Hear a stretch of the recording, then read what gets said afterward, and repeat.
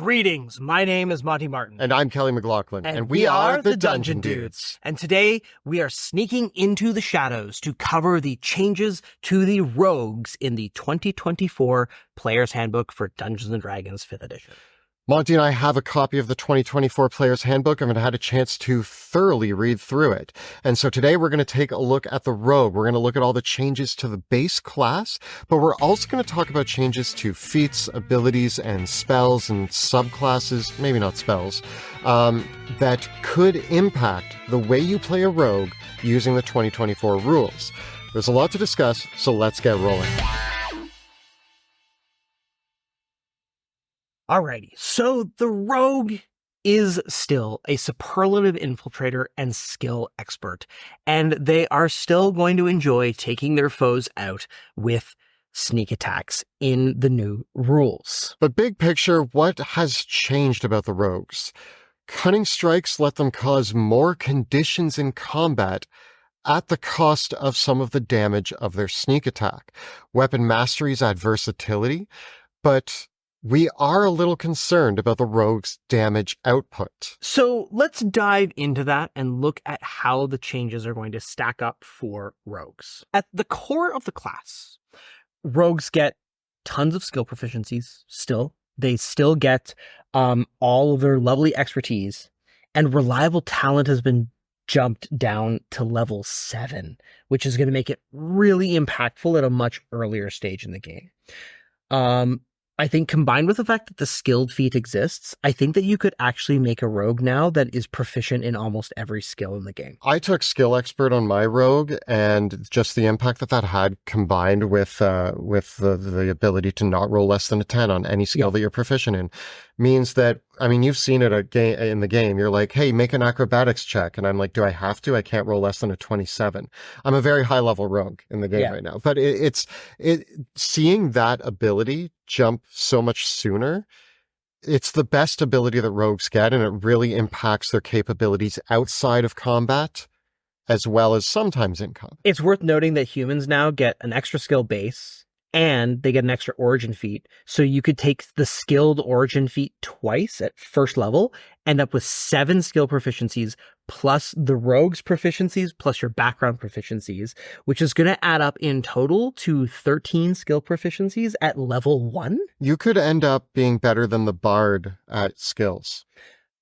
In some respects. In some respects. In some respects, absolutely yes. And so I think that change with reliable talent is going to be a huge thing for rogues much earlier in the game at just acing skill checks left, right, and center. So we still have sneak attack. Sneak attack has not changed, but we have added cunning strike. Starting at level 5, you get to give up damage from your sneak attack to gain an extra benefit to the attack that you're doing. Right away at level 5, when you start using this, you get the ability to poison, trip, or withdraw. They're all pretty self-explanatory. Poison is going to cause the poison condition. Trip's going to knock them prone, and withdraw allows you to get out of there without provoking an opportunity attack. At level 14, you get daze, knockout, and blind. To knock someone unconscious costs 6d6 out of your sneak attack, and they do get a con save to resist it, and they get a con save to get out of it for each minute. So it's a pretty high opportunity cost, but it could be an encounter-ending move. So the question remains on these benefits are really, really cool, but in 2014, I felt like the rogue kind of fell behind a lot of the other martial classes on damage output, and it feels like this is giving up more damage for cool effects. So I want to see how that works in play. Steady aim from Tasha's is here. It is now a base feature. You can use it now on melee or ranged attacks, but your base speed still becomes 0 no matter what. So if you decide to use steady aim to get advantage on that melee attack, you are kind of stuck there. And rogues get weapon masteries as well. They only get to pick 2 weapons though, and they don't get any more than that ever. So I think that for a lot of rogues, you're going to have a difficult choice over which Vex weapon you want and which Nick weapon you want. Because I think the key thing here with the rogue is that it's really easy for you to dual wield now. You're going to be able to get, for example, the short sword has Vex and the dagger has Nick. Which feels like a rogue. Which feels a very rogue combo. And so the short sword with Vex, it sets you up for your own advantage, and then Nick's going to give you that extra attack. And one of the things that we've always talked about with rogues is that rogues like dual wielding because the opportunity cost of missing your sneak attack is really big. Yeah. And so now you've got a lot of different ways to set yourself up to really make sure that's going to happen. Like if you're right up to an enemy, you can use your bonus action to steady aim, Vex with the short sword, like short sword into the Vex, and then dagger into the Nick, and you're almost certainly going to get a sneak attack in there somewhere.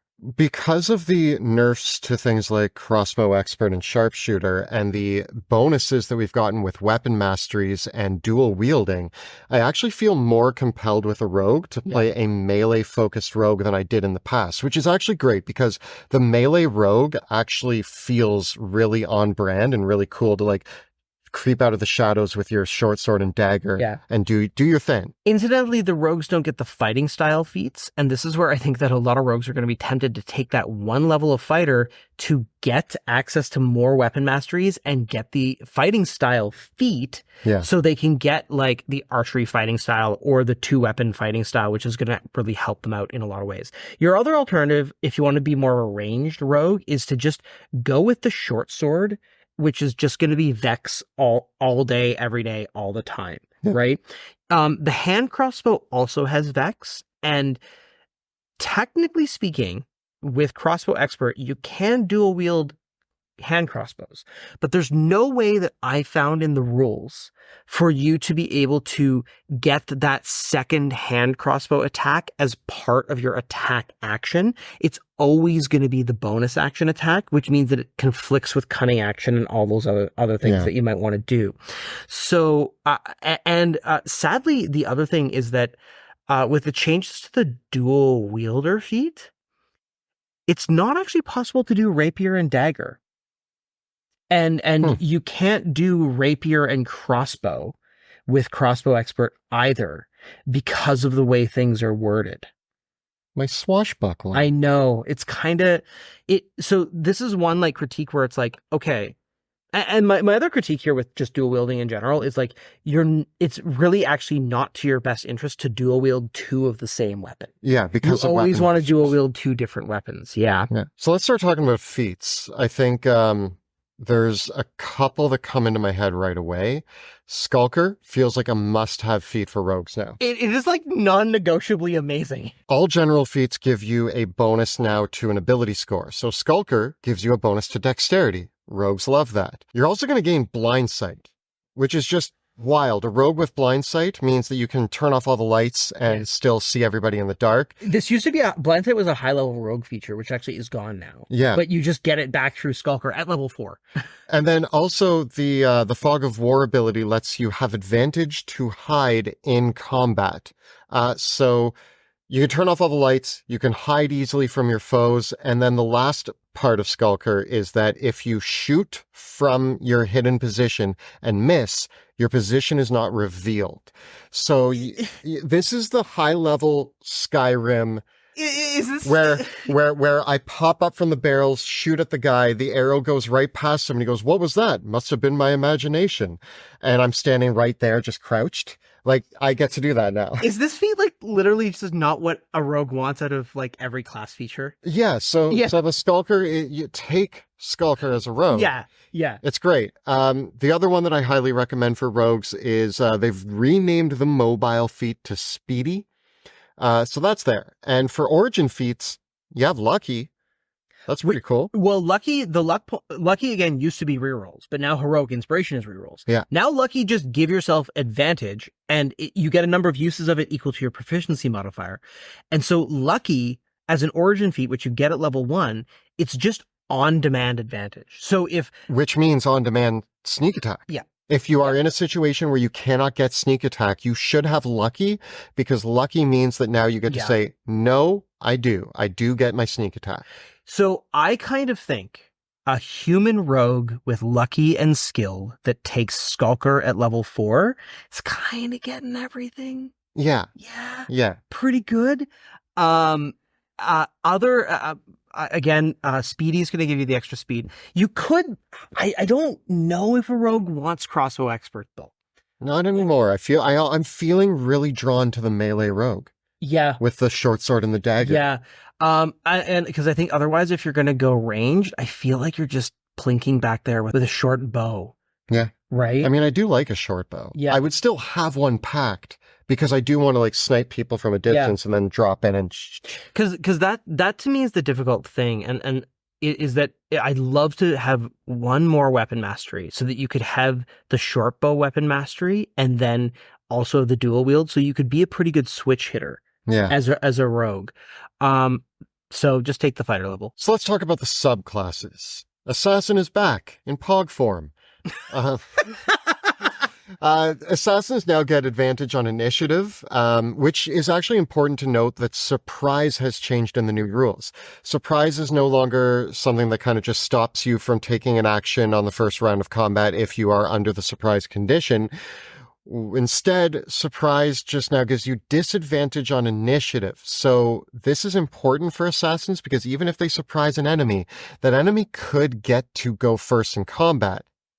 But initiative on your advantage on your initiative is actually going to be much more impactful for the assassin. You actually might want to take alert as your origin feat here, because if you do beat someone on initiative, you get advantage on attack rolls against them, and you get extra damage equal to your rogue level, not free crits, which is, I think, a huge nerf. Especially to the multi-classing side of it, right? So that whole thing of like being like the Gloomstalker assassin rogue that also takes fighter levels for action surge and just dumps like 8 auto crits onto somebody, that's gone. Yeah. One addition to the assassin that I do like is because steady aim is now a base feature. At level 9, assassins don't reduce their speed when they use steady aim. Yeah. So if you are the assassin with the 2 melee weapons, you can get in steady aim to give yourself advantage if you need to, and then get out. Yeah. The Arcane Trickster now also has no school limitations, which I think is another really big deal. And I think, once again, this opens up a really interesting build of a rogue that goes hard on intelligence, uses True Strike as their main mode of attack, and also brings along Shield, also brings along Find Familiar, also gets to bring along whatever choice picks from the wizard spell list that they want to have to give them advantage, or invisibility, or teleportation through Misty Step. I'm just going to point out that it feels nice after 10 years to be mentioning True Strike in like a positive way for like the first time in our careers as dungeon dudes. Well, the reason why I just think True Strike is a really big thing is that like True Strike, because at higher levels it adds extra d6s. It's just like Booming Blade. Like the Blade Singer cantrips are some of the most direct ways for a rogue to get a damage boost by using those instead of basic attack, because they don't get extra attack, right? So it is a straight upgrade for them. And so I do feel like there is the case to be made to be an Arcane Trickster that has a good dexterity score for your skills, but actually treats your intelligence as your primary ability score and brings that up to 20 because you're going to be attacking with that. We also have the Soul Knife and the Thief. Yep. Not a lot of changes here. They're still great. Soul Knife weapons all have Vex, which is pretty cool. And I think that the Soul Knife with the Psi-empowered knack and the skill bonus is going to love all the just changes in expertise and skills and everything. Yeah. I think that this is going to be your place if you really want to nail those high skill checks. Thief gets extra attunement slots, which is kind of neat. Yeah. I mean, you're a thief. You like magic. It's interesting. I think the Soul Knife, the thing with the Soul Knife is they can throw their Psi-empowered blades as well. And I think the Soul Knife might be the damage winner. Yeah. It might be over the assassin, which feels weird. I think that the other path to optimal rogue damage might involve True Strike. Yeah. I think that as we move on to our final thoughts on the rogue, I don't know where I'm resting on the rogue. The rogue is very middling for me. Having played a rogue quite intensely in the 2014 rules, one thing that I noticed during my play of my rogue, I thought that being a rogue meant that I would be the DPS in combat. That is not what it meant. What it actually meant is that I was most useful outside of combat. Rogues' best features are their skills and their ability to just say, what, you want me to roll a persuasion check? Ha, fool, I have a minimum of 25. Yeah. So my rogue, who took extra skills and skill proficiency and is now level 17, kind of dummies his way through all of the skill proficiencies. What I've seen in the 2024 rules is we've heightened their ability to be skill experts. They are going to be really good at out of combat utility and skills. If you build them right, there's almost nothing that you can fail.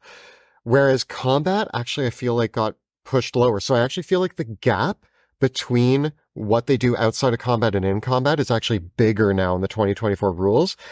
I think rogues are still cool, but if you're playing a rogue, they're best for the infiltration or the like sneaking. They're not necessarily designed to be the heavy hitters in combat. Yeah. I mean, they're still going to hit hard, but I just, you look at many of the other classes who are making multiple attacks, who are going to be also picking up fistfuls of dice on their attacks. And it really feels like that 10d6 that the rogues get up to isn't really that much. And there's a part of me that kind of feels like it's like, and then this is the challenging thing, is that, and I feel like the designers know this very well. Dungeon masters who are new to the game often have a knee-jerk reaction to sneak attack because the rogue is suddenly picking up a fistful of dice to roll them, and it seems like they're doing a lot of damage when in reality, compared to other classes, they're not. Right? Until you gave me my magic sword and all of those bonuses, I was averaging like 40 damage per turn. And that's as a 16th, 17th level rogue. Yeah, right? Whereas our fighter was doing 100. Easily. I was doing less than half the amount of damage of the fighter. Not that the rogue needs to do as much damage as the fighter, but you expect the rogue to be able to, like when I imagine the rogue, pinpoint accuracy, take out a target. But they can't at higher levels. But I am thinking that maybe what the rogue's job is in the party is not necessarily supposed to be the big impact in combat. I think it's important that all classes can make a big impact in combat. Fair. Personally, and I don't think that the rogue is incapable of making an impact in combat. Yeah, they certainly can. I just think that me personally, I'm a little disappointed that the cunning strikes take damage away from your sneak attack. I'd even be okay if it was like way less, like 1d6 or 2d6. My preference personally would have been that there was some other resource that the rogues expend to add these on instead of sacrificing their damage. I feel that. Yeah. Because I just feel like the damage was the last thing we wanted to take away from rogues for something else. If they were going to take away the damage, I don't think it would have been that bad to let them sneak attack more than once. Like instead of saying whenever you have these once per turn. Yeah. Yeah. Yeah, and it's still also awkward too because like as a rogue, if you do have some kind of way to sneak attack on a reaction, like if you've got a reliable way of triggering a reaction attack, that is like a weird way of being able to get more damage out of things, which, as we saw, having a fighter who takes the battle master maneuver to let you get an extra attack as a reaction is kind of the way to go. So rogues, find your fighter best friend and let them pump up your damage. Yeah. As outro? I think yeah. So if you're excited to play the new fighter or have any thoughts on the way if you're excited to play the new rogue or have any thoughts on the changes that have happened with them, let us know about them in the comments below. The videos that we create on our channel are made possible thanks to the incredible generosity of our Patreon supporters. If you enjoy the videos that we do here and want to join our patron-only Discord server, the links are right down below. And if you want to see me playing a rogue, the 2014 version, you can check out our actual play in the Worlds of Drakenheim, which airs Tuesday evenings right here on YouTube. You can check out all the previous episodes right up over here. And we've got plenty more coverage about the 2024 PHB rules changes and class changes. Check out the playlist of all those right up over here. Please subscribe to our channel, like this video, and ring that bell so that you never miss an episode. Thanks so much for watching. We'll see you next time in the dungeon.